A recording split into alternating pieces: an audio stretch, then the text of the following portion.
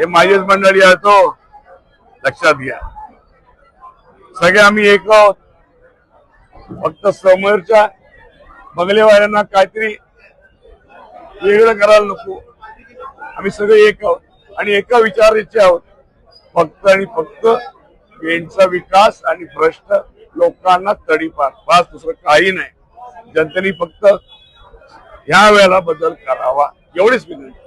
Thank you. दादा, काय सांगाल? आपल्याला विश्वास आहे की यावेळेस परिवर्तन होईल? कसा जनतेतून प्रतिसाद आहे आपण ज्यावेळेस जनतेमध्ये जात आहे? हे बघा, आपण प्रयत्न करत असे असतात, बाकी श्रीची इच्छा. माझा विश्वास आहे धर्माचं राज्य इकडे येणार, अधर्म नष्ट होणार. हा इतिहास सांगतो तुम्हाला, नियती सांगते तुम्हाला. एकदा जास्ती झालं, जिकडे अति तिकडे माती झाल्याशिवाय राहत नाही. नियतीतनं कोणीही वाचू शकत नाही आणि तेही वाचणार नाही, एवढाच विश्वास आहे माझा. आपण अनेक व्हिडिओ या ठिकाणी लावलेत आणि व्हिडिओच्या माध्यमातून जे वास्तव आहे पेण शहराचं ते आपण दाखवलं. कशा पद्धतीचं हे सर्व जनतेला या ठिकाणी पटणार आहे का, काय सांगा? ह्याचा फीडबॅक तुम्ही द्यायचा मला. मी काय बोलू? मी जनतेच्या मनामध्ये काय आहे हे 2 तारखेला बटन दाबून आणि निकालाच्या वेळेला दिसणार आहे. पण पेणच्या जनतेशी अहो आमचा जन्म आणि कर्मभूमी हीच आहे हो.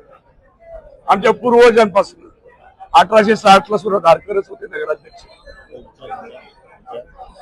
लोकमान्य टिळक पेणला जेव्हा आले, रथात बसले होते, त्यांच्या बरोबर सुद्धा धारकरच रथामध्ये बसले होते. पण कोणावरती गोर गरिबावरती अन्याय कधी होऊन नाही दिला. या अशा गोष्टी कधी पेणमध्ये झाल्या नाहीत हो. या गोष्टीसाठीच मी 2021 ला परत आलो, फक्त आणि फक्त नगरपालिकेसाठी.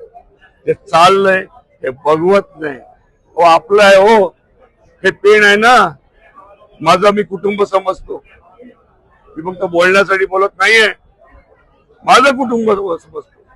आणि तुम्हाला आता माहिती असेल की मी हल्ली मुंबईला नसतो, कारण वर्सोवाला जायला लागतो फार वेळ.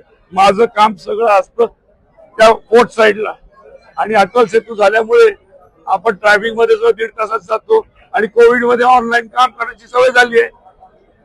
मग बंगला आहे, कुठं फ्लॅट मध्ये जाऊन राहायचं? आपल्या लोकांमध्ये राहतो ना आपण. आपलं जन्म मरण इकडच आहे, सगळं आहे इकडच, आणि लोकांसाठी आपल्याला झटात आहे, काही नाही. साहेब, आपण जो एमडी प्रकरणाचा आरोप केला आहे, मी काय म्हणतो, ह्याची चौकशी जास्ती करून पत्रकारांकडे असेल त्याची माहिती तुम्ही काय ना मला देत.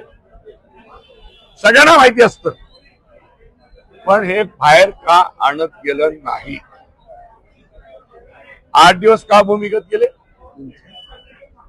मग कुठला अधिकारी पेणमध्ये जन्मालेल्या अधिकाऱ्याच्या मार्फत ही व्यवस्था केली? मी बोलू शकत नाही. ती माहिती पाहिजे तर आहे. आणि सगळं जे कागदपत्र कोर्ट दरबारी आहे,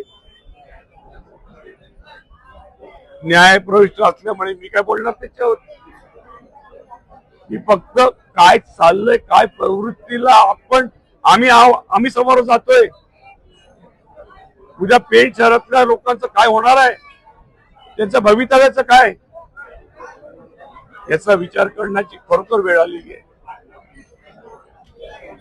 टाइम्स डिजिटलला लाईक करा, सबस्क्राईब करा, शेअर करा आणि बेल आयकॉन दाबायला विसरू नका. पाहत रहा टाइम्स डिजिटल.